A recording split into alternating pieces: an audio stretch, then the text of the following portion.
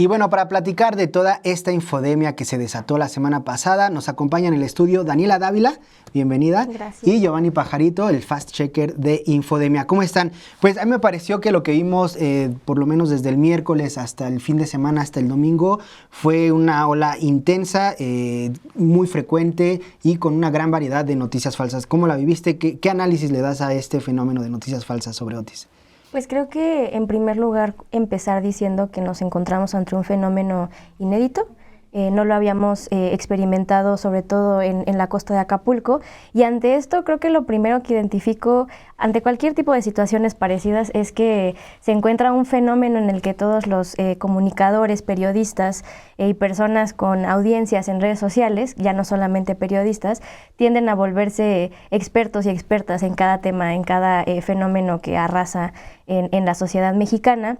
Y creo que en particular hablando de los periodistas, pues es su trabajo, ¿no? Estar en búsqueda, estar siempre cuestionando las cosas que están sucediendo, cómo se manejan, pero creo que en esta ocasión, como lo hemos visto en otras particulares, como el caso de los libros de texto de la SEP, o incluso si nos vamos un poco más atrás al caso de la pandemia, pues sí le meten unos tintes que ya no parecen estar muy acorde a al objetivo que tiene un periodista, ¿no? Que es comunicar con la verdad para la ciudadanía. Es que creo que es una buena pregunta, ¿no? Entonces, ¿cuál es el trabajo del periodista? ¿No? Claro, sí. ¿Cuál sería el trabajo del periodista? Y cuando te haces esa pregunta frente a esta ola de desinformación, creo que quedan muy mal parados algunos. Giovanni, desde Infodemia, ¿cómo vivieron este fenómeno? Bueno, la verdad es que ha sido más trabajo ahorita, más bien desde el miércoles. Luego va a quejarse.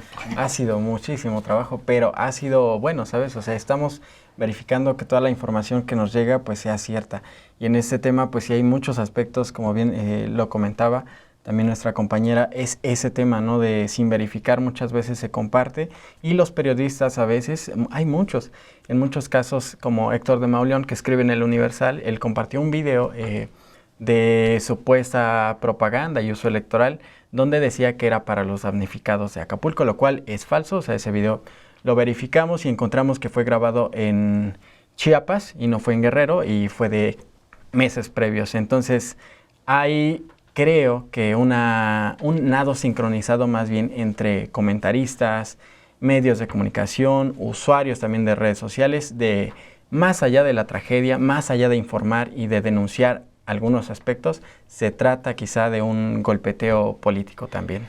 ¿Cuál sería precisamente el objetivo de esta ola de desinformación, el principal objetivo de esta ola de desinformación? ¿Un golpeteo político? ¿Cuál podría ser las razones y qué podría causar esta ola de desinformación? Me parece que en resumen, y por decirlo en palabras muy sencillas, como decía el compañero también, es claro el nado sincronizado, las fake news, este tipo de campañas no se dan de una manera orgánica, todo es organizado, y creo que el fin último es sembrar desconfianza en el Estado mexicano, y en algunos casos, sobre todo los medios corporativos, pues sí aprovecharse de la desesperación y de la tragedia que están viviendo muchísimas familias mexicanas en Guerrero. Me parece muy curioso que una de las cosas que han mencionado en estos medios corporativos, sin mencionar los nombres de estas personas, pero sí decir, ¿no? que lo hacen porque la nueva ideología de este gobierno nos tiene en otro canal, pero tal pareciera que utiliza sus medios y sus audiencias para ellos integrar sus propias ideologías políticas, y a través de sus periodistas, ¿no? Entonces, me parece que la ciudadanía ya lo hemos hecho por muchos años. Insisto, no es la primera vez que nos encontramos en una campaña de desinformación, pero sí seguir como dando esta batalla para que los medios de comunicación se sigan transformando, y exigirle ahora también a los periodistas pues que comuniquen de una forma más objetiva y dejando a un lado sus intereses políticos también. Y desde Infodemia también me imagino que has logrado identificar ciertos fenómenos, ¿no? O sea, se les acabó el fenómeno del país en llamas, se les acabó el fenómeno de los libros de texto gratuito, se les van acabando los temas y van recabando otros temas, y bueno, ocurren estas coyunturas, ¿no? Es como lo que veíamos, todos estaban con el tema acerca de los fideicomisos del Poder Judicial.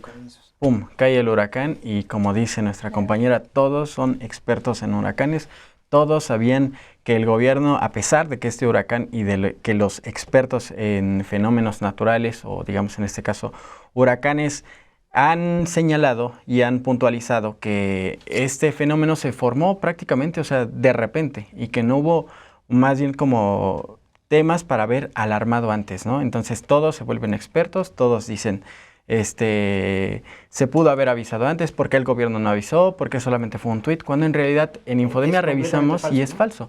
O sea, hubo 13 avisos anticipados antes del tuit del presidente, en donde pues sí se avisó a la población. Ya se habían hecho cerca de 300 refugios, se le había invitado a la gente, incluso antes, cuando todavía era tormenta tropical, se invitó a la gente a ir a los refugios, y durante el desarrollo de huracán categoría 1, categoría 5, en distintos momentos se invitó a la gente a acudir a los refugios. Y es esa parte, ¿no? O sea, como se termina de enganchar, o algo no cuaja, algún tema, digamos, en este caso el Poder Judicial, ahora todos se van con el huracán.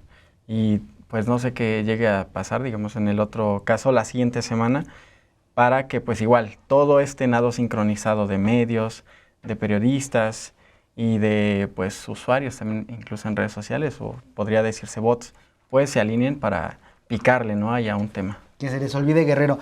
Yo creo que ya en temas de desinformación le ha pegado a la clase política. Incluso también lo vimos con Xóchitl Gálvez. Antes de Otis, quiso utilizar el tema del Fonden para empezar a pegar en redes sociales, y parece que reculó porque tuvo muy mala respuesta. Parece que a la clase política el hecho de ya mentir y estarlos identificando ya les pega. Pero ¿tendrá consecuencias este tipo de mentiras, este tipo de campañas para los medios, para los comunicadores, para los opinadores? A mí me parece, o yo pienso, quiero creer que sí.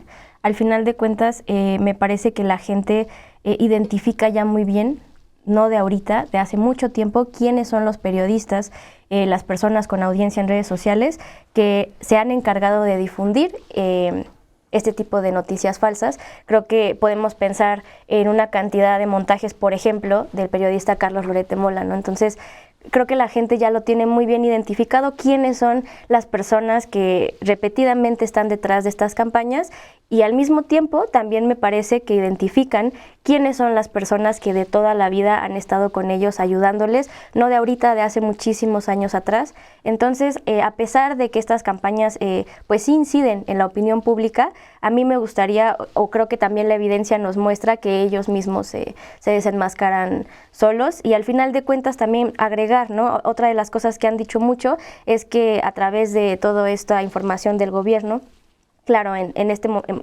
intento por sembrar una desconfianza en el Estado, que no llaman a la unidad, pues nuevamente se desenmascaran, porque creo que todos vamos a poder estar de acuerdo que ante estas catástrofes los mexicanos siempre hemos sido solidarios entre nosotros, entonces se desenmascaran solos. Sí, es un fenómeno que yo no, lo comentábamos también aquí en SPR Informa, no habíamos visto ese llamado a no donar, a no unirte, incluso lo llamamos aquí anti-mexicano, porque totalmente. Sí es completamente contraria a una actitud que siempre hemos tenido los mexicanos. Giovanni, para concluir.